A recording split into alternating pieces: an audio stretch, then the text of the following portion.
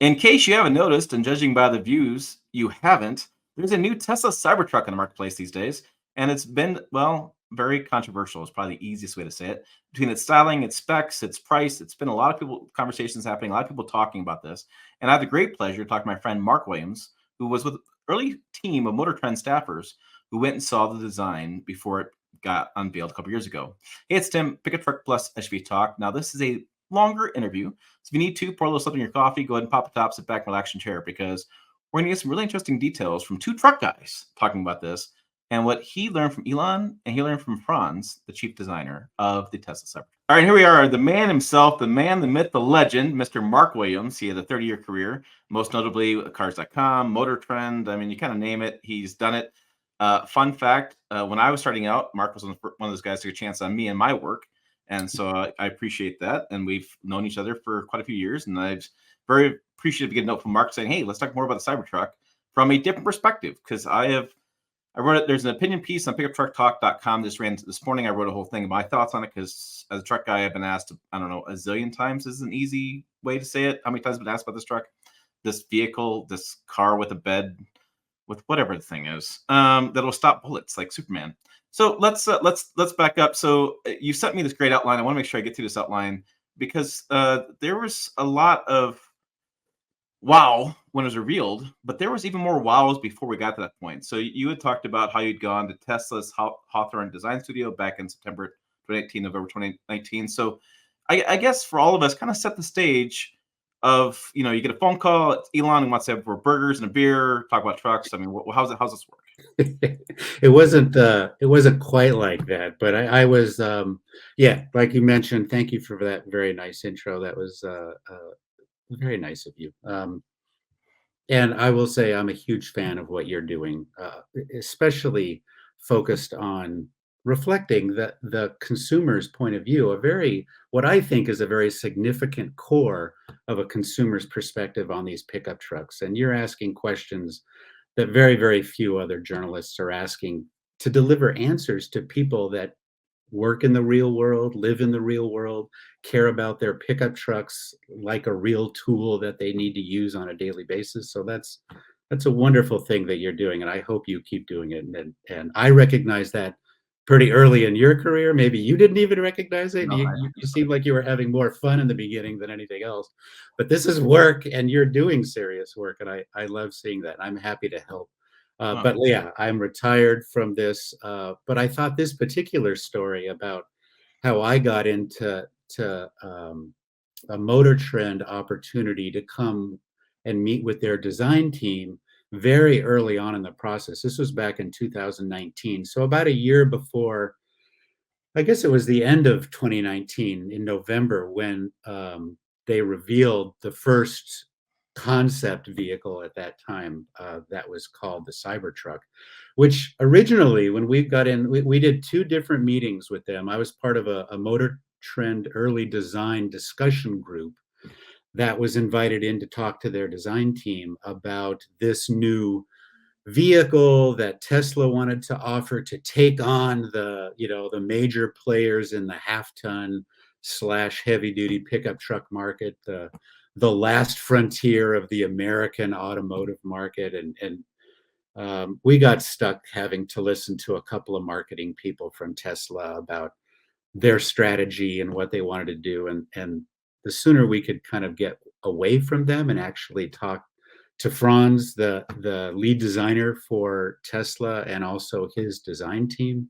And as it turned out, in those two meetings, we got to be personally talking with Elon and listening to him talk about what his plans were for this vehicle and kind of what he wanted to do to an industry, which was nothing short of trying to shake everything up. So I think it was in the summer of 2019, they reached out to MotorTrend and asked them if they wanted to come in to some early design looks and give some feedback to what they're doing. And I had worked, like you mentioned, with MotorTrend for a part of my career on their Truck Trend magazine, which was focused on pickup trucks and SUVs, but did a lot of work and education with them about the market and about the vehicles and about who the people are that are buying them. Because at least at that time, kind of a big core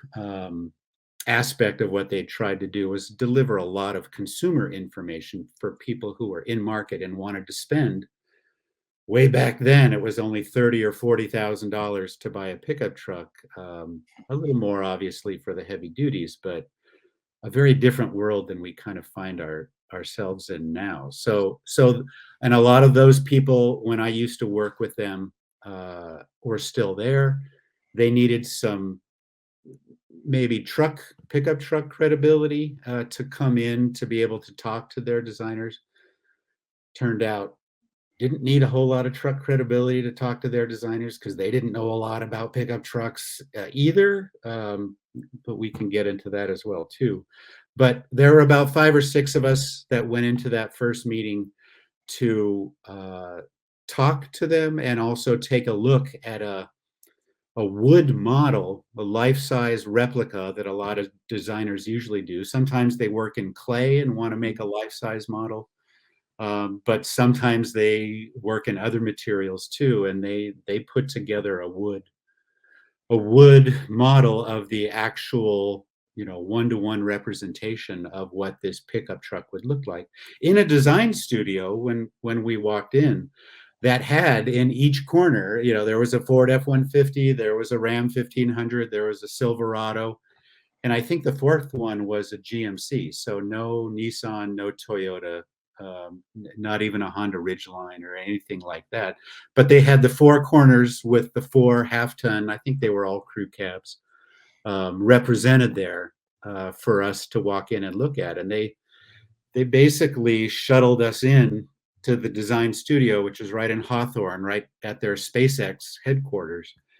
And they just took over a building and converted it into kind of what looked like a normal automotive designer studio. They had a lot of paintings and pictures and magazine picture cutouts and commercial screen images on clothing and tools from Costco and Ace Hardware and Harbor Freight all over the place, and also dressed up characters look like fashion models dressed in leather jackets and wearing work gloves, and I mean all the kind of stereotypical things that you would see in a Ford or a GM or a Ram design studio. With I guess all of these designers come out of the same plant, and they're made, and then they just get to go wherever they get hired. Right.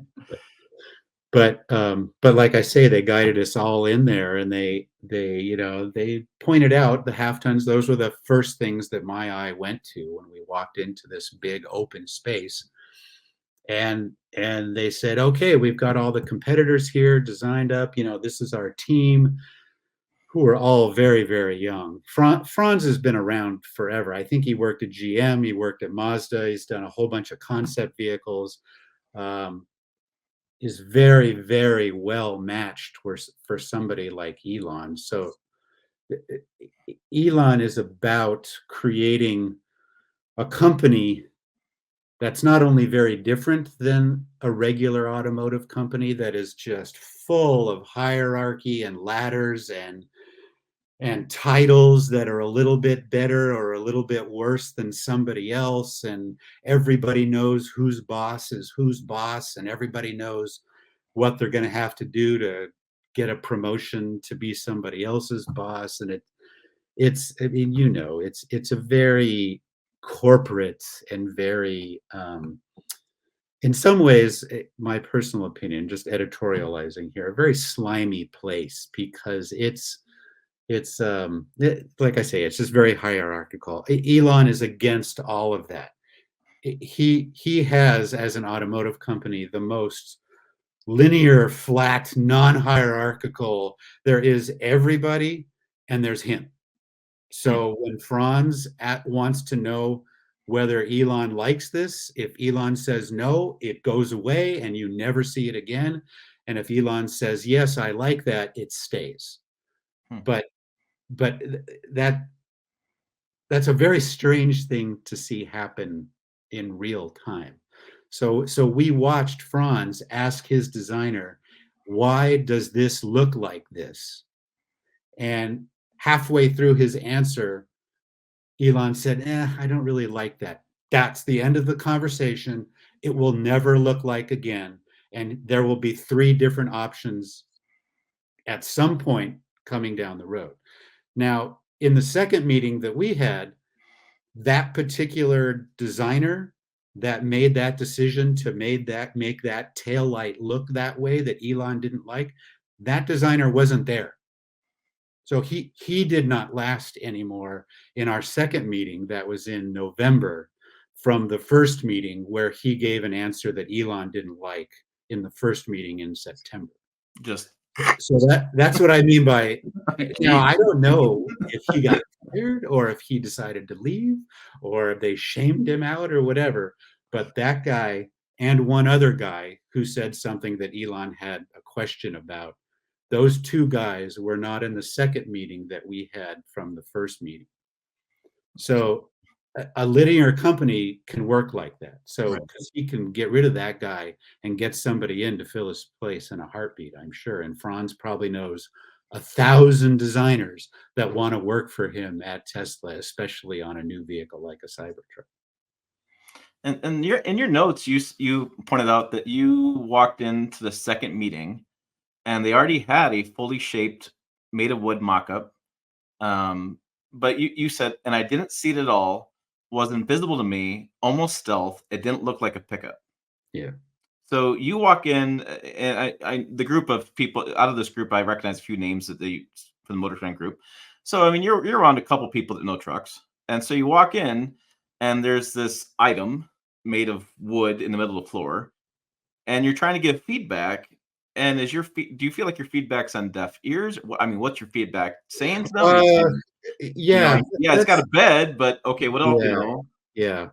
Well, at that first meeting, when we walked in, like I said, all four corners had half-ton pickup trucks in them. That this to me wasn't a half-ton pickup truck. I walked in with a pickup truck mindset, expecting to see a pickup truck.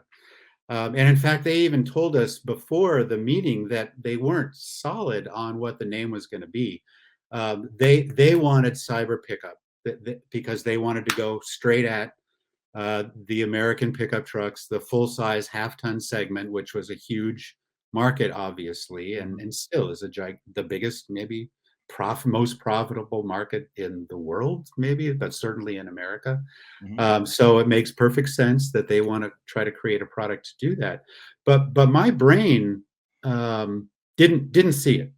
Didn't see it walking in to this big open area, and they're leading us in and going, well, what do you think? And I don't know how the other guys reacted. Maybe they're car brains, and I don't mean to be disparaging about people who have car brains versus people who have truck Oh, brains, it's but different. Yeah. maybe their car brains saw it right away. I did not.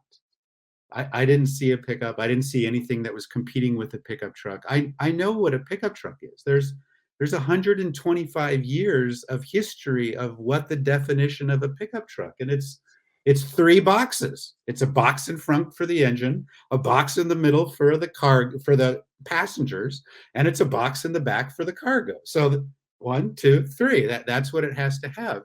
And all I saw was the best that my brain could come up with was a piece of furniture sitting in the middle of this room, and it was just a big pyramid. Yeah, it just looked like a squashed pyramid. And oh yeah, I guess there's two kind of cool looking set of rims and wheels. So the wheels were actually real, but Okay. everything else was made of wood, painted, and I think it was actually wrapped in stainless. So it looked not exactly like, but very much like the thing that we just saw revealed. Um, but in my brain, that was not a pickup truck. That was not anything that anybody that might be interested in using or purchasing any of these vehicles in the corners of the room would want to buy unless the core definition of your consumer is about buying something that is completely different and radical and is in desperate need of getting attention from everybody else. So in my head, it didn't make any sense to me. You want to go after people who use their vehicles to help and do work, to help people and do work for people who don't care about standing out, who want to do things and not get attention for the most part. Mhm. Generally speaking, that's my opinion of that consumer segment. And you want to put him in a vehicle that screams, I need your attention? That made no sense to me whatsoever. Um, did I give that specific, detailed feedback in real time in that room? No, I didn't. I was trying to be respectful. I was trying to engage with these very excited young designers, including Franz, about this amazing thing that they believe is going to not just get a lot of attention, but is going to make a serious inroad to competing and beating an F1 feeding and competing and beating a Silverado and competing with and beating a Ram 1500, and I just didn't see it. I didn't see it at all. And if they wanted to call that a pickup truck, I said they were gonna. And this I did say in real time. You can't call that a pickup truck. You can't call it cyber pickup truck. It you can call it whatever you want. It's your company. Do whatever you want. I'm not telling you that you can't do that. I'm just saying that it's going to be a joke. It's going to be laughable, and it's not going to make sense to anybody. There's a lot of people that call SUVs, even ones on unibody platforms, a truck. That's fine. People give out awards all the time for trucks that have a car body underneath. Fine. That line is very blurry in the automotive world. But if you want to make any inroads with people who make pickup trucks and people who buy pickup trucks and don't want to be laughed at, you can't call that a cyber pickup truck. And that if there was one piece of suggestion that I made to them, I think that was the one that they thought about a little more seriously than the other litany of things on my notes that I gave him after my first meeting with them, and then notes that we gave them after our second meeting with them as well too. Yeah, 'cause, I mean, and you typed out, for me, I was struck with how they completely and thoroughly had no clue about pickup trucks or pickup buyers, and it was astounding. And I think that was kind of my takeaway too, was this was not designed for, well, me. It wasn't designed for guys like me. It doesn't there's nothing about this that appeals to me, which is a bit astounding because, you know, as you said, we make up one of the largest markets in the United States. I mean, full of profit, and to build something that's not for us, it's confusing. But and then you also write that Elon talked a lot about how it was going to be, well, not he didn't talk, but your sense was disruption. Like it wasn't. This isn't meant to be a pickup truck. It's meant to be. It's meant to be a disruptor. It's meant to rethink the 125 years of history of pickup trucks and how, as I've been watching many videos, because frankly I've been trying to understand it because I I just don't get it. And a lot of people are talking about how, the pickup truck hasn't changed in 125 years, and by God, it's about time that changed, and this is going to be the big change. And I'm like, well, if it ain't broke, don't fix it. And what needed fixing? And I guess I that's my astoundment, is that they didn't really they talk about they understand the culture, like they talk about doing truck drag racing and the drags, and I'm like, truck pulls, and I'm like that, but it didn't none of the way he talked about it was resonating with me. And the initial press conference, because you had said that, within, like, it's fast, it was like, what, 6 weeks later you saw the version of it. I mean, and that press conference to me was insulting to truck people. I mean, it was a flat out middle finger to truck guys about how awful we've been doing and how terrible we are and how our products all look the same and they're all boring and they're not tough, and we don't know what I'm talking about. But I mean, the speed of this. So yeah, I mean, you'd say, hey, you can't call it a pickup truck. I mean, come on. Mm. And then you come back and, Franz is listening to all the word that Elon's saying, and you're getting the feedback. And then your second meeting 6 weeks later, you have two full-size, mostly working proof of concept trucks. I mean, full steam ahead, Captain. Oh, yeah. Yeah. Yeah. Well, I don't know how many of these early on meetings you've gotten to attend. I've attended a few at different manufacturers, Kia and Subaru, and uh, all of the big American pickup truck companies. But um, to be honest, at least not to be jaded, but I know that a lot of decisions have been made long before they've ever reached out and said, "Oh, hey, would you like to give us feedback on this stuff? Wouldn't that be great if you could come in early?" And you've got to sign the NDAs, and you have to respect embargoes, which we all try to do, and you have to, be nice because they're being very nice, giving you a look at something much earlier than everybody else. So in that sense, being connected with MotorTrend and having relationships with the guys that I did was very helpful and very nice, because the big guys always get advantages that the smaller guys like us, like me, I'd worked for a lot of small people, a lot of small companies and websites, magazines. Um, Sometimes we don't get those opportunities. So this was nice. And we were very honest with our feedback in real time and honest with our feedback after kind of collecting our brain power together and then putting some things on paper and sending that to them. But I'm not surprised at all that they had decisions that were made beforehand, and they're basically just giving us an early look and being receptive to any input we want to make. I mean, Sean Holman. I love Sean Holman. He does amazing work. It is over at ORB magazine, OBR Mhm. Yep. doing amazing stuff too. He was there as well too, and he hammered them on aftermarket ideas and aftermarket friendly design that they need to incorporate into this vehicle if they want it to succeed long term.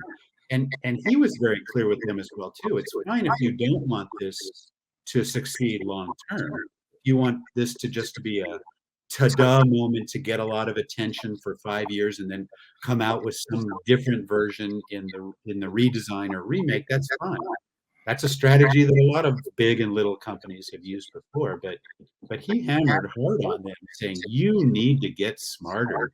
Because from what we were looking at in the pictures that they were using for motivation as to what kind of buyers were going to be interested in this vehicle, uh, didn't make a lot of sense to anybody who is interested in really using the vehicle, really appreciating it for the value it was giving them, and the work that it should be allowed to let people do, whether that is a technically work aspect or a play or fun aspect to that vehicle. So, and they were pretty receptive to that, but we didn't see anything like that in the second meeting, just like you mentioned. Was I think a week or two, maybe 10 days before the actual reveal of that concept, where Franz so famously threw The steel the ball. softball ball bearing out the window that wasn't supposed to shatter, actually did shatter twice. And they showed us that example in that design studio in that first meeting that we had. I think they actually dropped it from maybe 10 or 15 feet against the stainless steel and then against a piece of the glass or plexiglass that they had for us.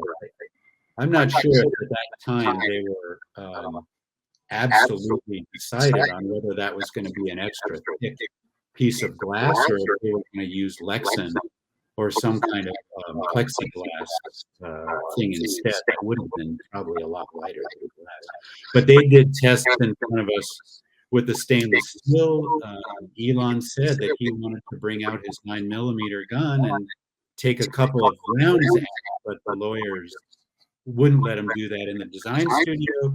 So he was pretty sure the lawyers weren't going to let him do that in an open Sure. with a bunch of journalists and potential buyers, which obviously they decided not to do, thankfully.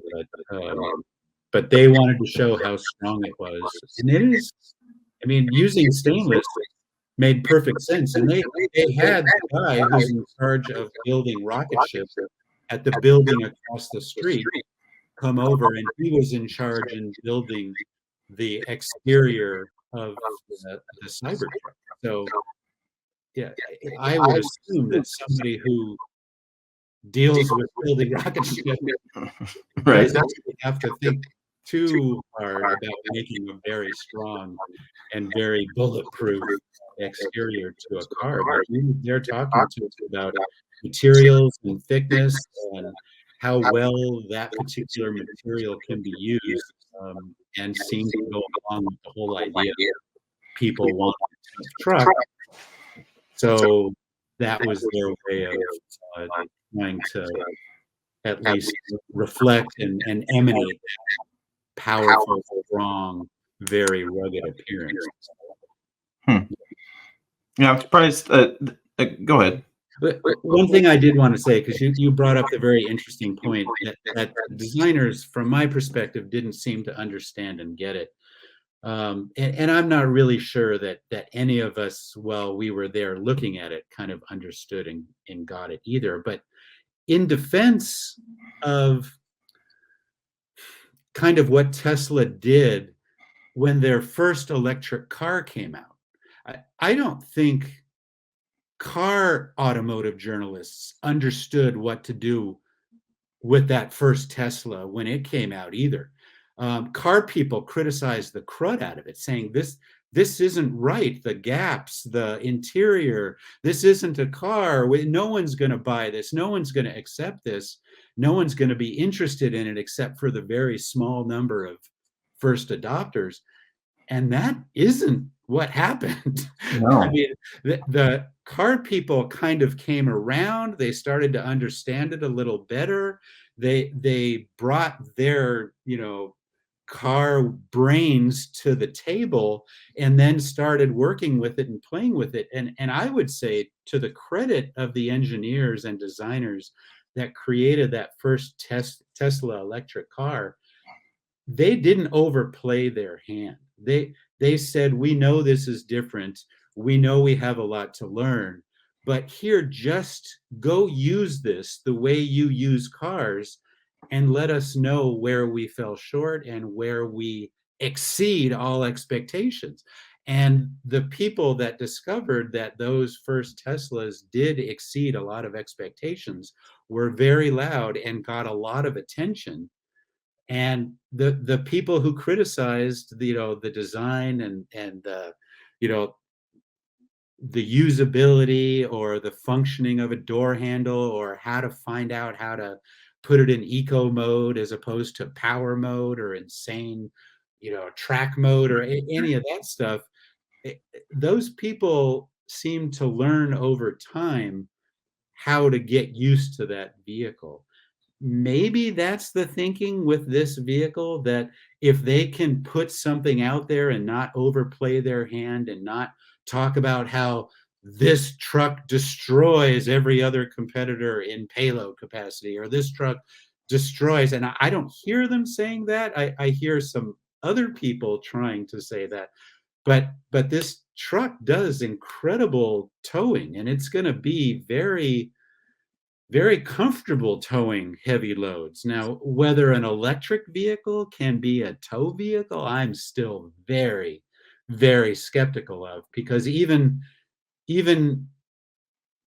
vehicles like the learning curve on a vehicle, that the one that sticks in my mind is the turbocharged Ford F-150 when towing just sucked gas like crazy and completely changed the way people looked at how far you can tow in a day. It went from 400 and 500 miles of driving gas station to gas station with those twin turbos towing at heavy loads in a half-ton pickup truck, to barely getting 200 miles before you have to start putting gas in your vehicle again. I ran out of gas in a twin turbo, brand new F-150 half-ton pickup truck towing 6,000 or 7,000 pounds, because the algorithm that was calculating that I had 50 more miles wasn't recalculating fast enough, and we were on the side of the road, dead, with a pickup truck that was out of gas.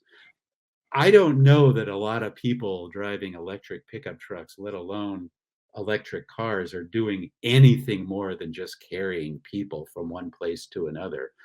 But if that's going to be one of the defining characteristics of an electric vehicle, that's going to be a huge problem to get past.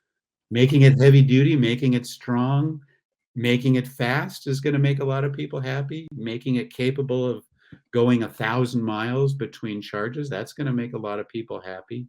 If it's comfortable and weird and gets a lot of attention, that's going to get a lot of people happy. But you can't ignore that this particular segment, the half-ton pickup truck segment, requires that you not just are capable of doing something, but you have to do it really well. And you definitely have to do it better than the neighbor you have that has a competitor in his driveway. Right. Yeah. Those are things that maybe they thought of and maybe they haven't. Yeah. I think that in all the videos I've been doing and all the stuff I've been talking to different people is that the first thing comes back is that from pro Cybertruck people is styling doesn't matter. Styling doesn't matter. It's not about style. It's all about efficiency of the EV and about capabilities of it. And I'm like, I don't know that I buy the argument that styling doesn't matter, but okay. So if you look at the capability, it tows 11,000 pounds. You and I both know that most full size trucks these days can tow 11,000 pounds. That's nothing to write home about. The question, and when I've experienced EVs and experienced towing with EVs tow really well. They just don't tow very far. So I mean, if you want to move 11,000 pounds in the safest way possible, I'm sure the Cybertruck does an amazing job at that because it is low center of gravity. You have electric motors. You have all the consistent propulsion. You're not shifting the gears. You're not ramping up RPMs. It's going to move it smoothly and powerfully and easily. It's just going to be easy to move. But like it's always range, which is going to be interesting. I was particularly interested in that, and then that's what we haven't heard. And this I'm learning this from Tesla, where they like give you part of the cookie, but not the whole cookie, right? You got to wait till later on, till people tell you stories, stuff like this. And so, from the consumers I talked to, there's obvious gaps in the body panels of the Cybertruck. They don't care. There's obvious issues with towing range. They don't care. I mean, it's the oddity of it, the different side, being the looking like the future, looking different. It's very interesting. And I was kind of weird. I was on a different live stream this weekend, and we're kind of talking about the future in this photo here, where these people are sitting in some really impressive chairs. And I think I can zoom in on this, and maybe it shows on the screen. Maybe I can't. In the photo, they have three nice candles that they're using for the fire pit that's located next to them, which is a off the ground fire pit. And there's a camp tent thing on the back of the Cybertruck, and it looks. I thought this was Mars when I first looked at this. I was like, well, who goes camping with candles? So to your point about not understanding the audience, I just saw that image and I was like, what? But I do think it's I think to your point where people look at this and they say it's going to move the industry forward, and it's almost like it's a design and engineering concept that's meant to put fear in, not I guess not fear, but shake up the jobs at GM and Ford and Ram and in Japan and places to get them to think about trucks in a different way. Is this example? So when you walked away from it and you're able to decompress and talk to your colleagues and sit around and just think about it a little more, I mean, where do you have it at? Do you think it's from all your meetings with them? Do you think it hit the mark what they wanted it to do? Is it pushing the industry forward, or do you think we're just kind of going still kind of an oddball? Yeah, that's a mouthful. I I have the feeling, and I can't think back to any statement that was made or anything that either Elon or friends talked about with the vehicle, but the sense that I got is that they were very interested in, like you mentioned, disrupting. So that they want to shake things up. Not that it's simply a marketing exercise or a design exercise. They would love to be taken very seriously by a lot of people. I mean, there's a lot of money to be made, obviously, in that segment. I think there's still plenty of room for improvement in the half ton and three-quarter ton segment in particular. Um, and this vehicle obviously is straddling that. You look at all the GVW numbers, you look at all the actual existing vehicle weight numbers, and that, I mean, It's right these there. are heavy Yeah, vehicles that are gonna it's like have an impact wherever they go, whether it's a parking structure. I don't know that or on parking the road structure. leaving marks when it drives. I mean, it's Oh, 6,800 pounds. It's yeah. the It size of a Gladiator. That's 6,800 pounds. It's massive. this is, I guess we've seen a little bit of this with the Rivian, that it's forced, required tire manufacturers to start investing in technology and areas that they've never had to invest and look into before.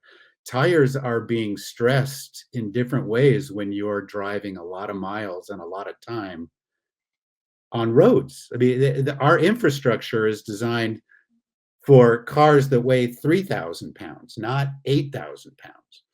Yeah, Parking structures are designed to hold a certain number of vehicles that weigh 3,000 pounds, occasionally 4,000 pounds, not 8 and 10,000 pounds. There's no way that those buildings are going to stay up if they're filled with electric vehicles. That's going to be a problem on a lot of different levels. But if this vehicle is supposed to look futuristic, military, stealth-like, H1 Hummer-like, off-road-ish, and if other vehicles that they're gonna come out with, whether it's a Cybertruck 2 or a Cybertruck B or Y or G, um, that's a lot of environmental damage that's gonna be done with these kind of heavy a yeah, vehicles yeah. tearing up, even if they're trails, they're gonna, I mean, I love going off-roading and I love going on trails where there's a lot of Jeeps, but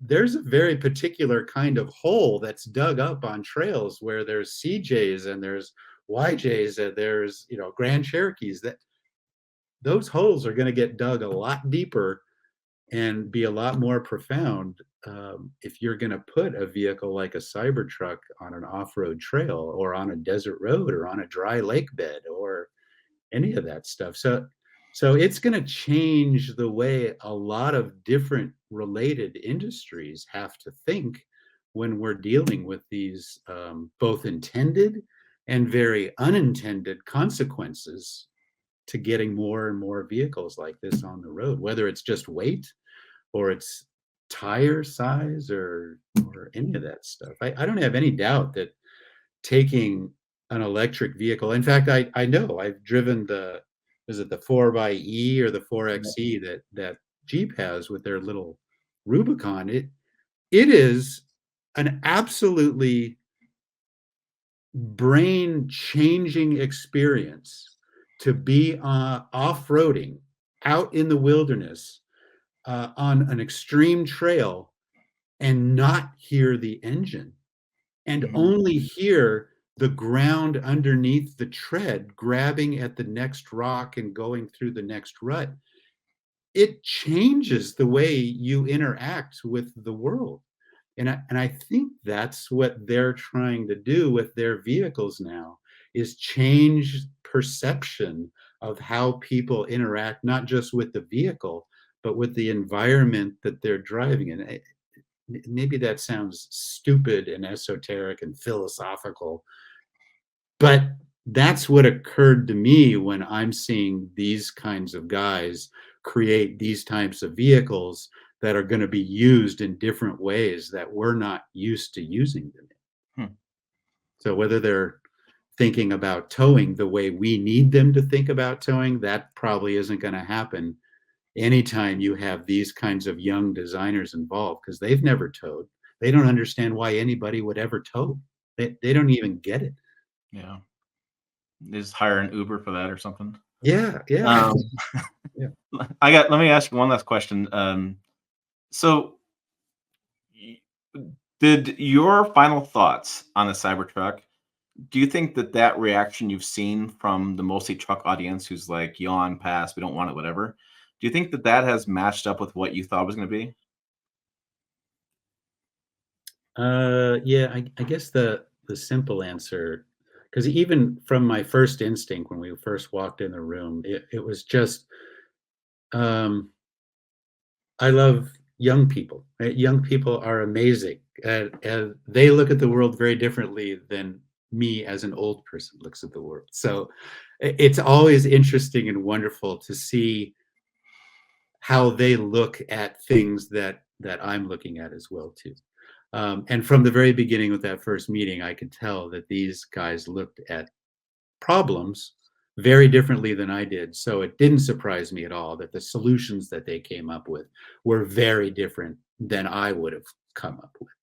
Um, I, I I am totally hands up in the air. I don't know how to call how this vehicle is going to impact that segment. I don't think it's going to be a runaway hit. I don't think they need it or want it to be a runaway hit. That would be a great thing if it did. I'm sure a lot of first adopter truck people are going to be interested in doing that. I don't know how big a first adopter truck person is, or what's the percentage of that? That certainly isn't the core. It certainly isn't the next level out, but it might be the next level out from that. And maybe those people do want to make a statement, and maybe there is 50,000 of those people. Maybe there's 100,000. I But more than that, I can't imagine that there's more than that. But that's just my ignorant, retired, old guy perception of what this vehicle is right now. But if it gets lighter, if it gets more range, if it has more versatility and more flexibility and more credibility as time goes on, I don't know. Maybe things can change. I know that he's radically changed the way a lot of people have thought up to this point. So it wouldn't surprise me at all if they were able to design something or redesign that Cybertruck in a way that gets people to think completely differently down the road. I don't know. Did you go to the State Fair auto show this year? I Did, did. Yeah, I did did. So was there any kind of Cybertruck on display or any Tesla thing there? No. If they want to make a big splash and do something huge and dramatic, bigger than Toyota, bigger than, Chevy, or bigger than Ford, that might be a way to start with that crowd, but they're gonna warm up slowly. They're not gonna warm up fast.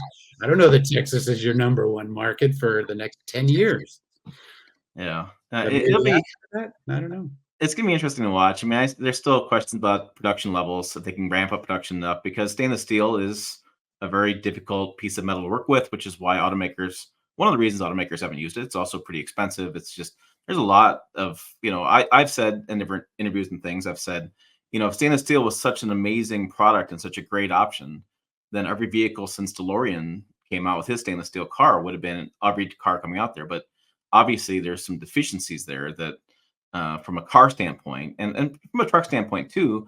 I don't know about you, but I don't regularly think about shooting my truck with my gun. I just not come up in daily process of my life.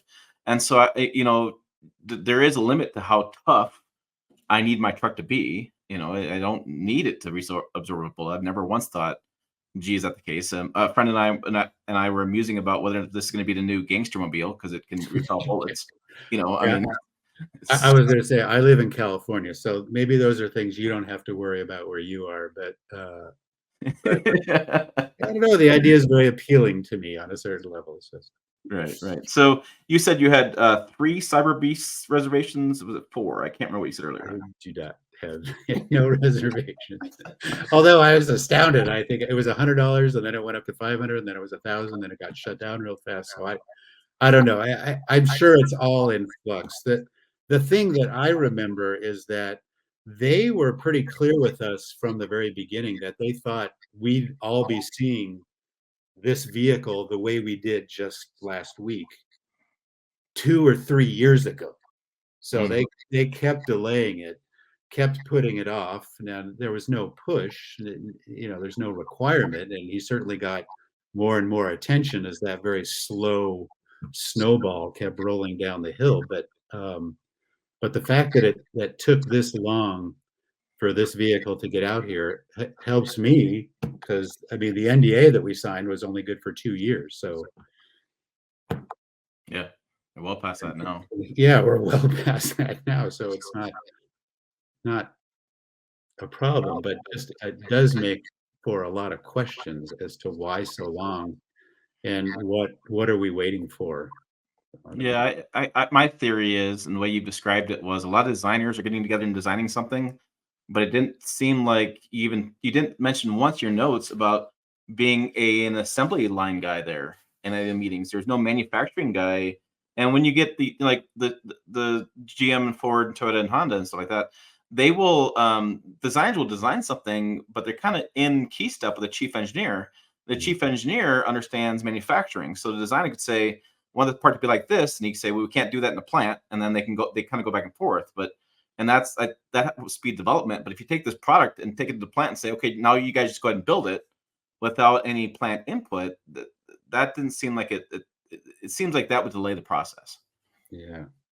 Yeah. I can only assume that those steps in the process existed somewhere. They didn't bring us or invite us to it. It didn't seem like those decisions were going to change. It seemed like all the changes that we saw happening in real time were being implemented, at least from a design perspective. But I think you're right. I mean, we know examples and experiences and have heard stories and have seen stories where the chief engineers just says, "Yeah, that looks nice, but that's not ever gonna happen in the plant that we have down in Texas." Yeah, yeah, yeah. Well, hey, I really do appreciate your time, and it's great catching up with you. Thank you, Tim, very much. Really enjoyed it. All right, there you go. There is the information I have for you today from the Tesla Cybertruck. What do you think? Does it help inform a decision? Was it interesting to you? Not interesting to you? Where are you at with this Tesla Cybertruck? I think it's a conversation we might have a few more times next couple of years, or maybe not. I don't know. Depending what your audience level is or what your interest level is, I will keep reporting on it in more and more detail, or not. That's how this works. Your feedback matters. For more, check videos over here. Website down below as well. Pickuptrucktalk.com. As always, thanks for watching. I will see you down the road.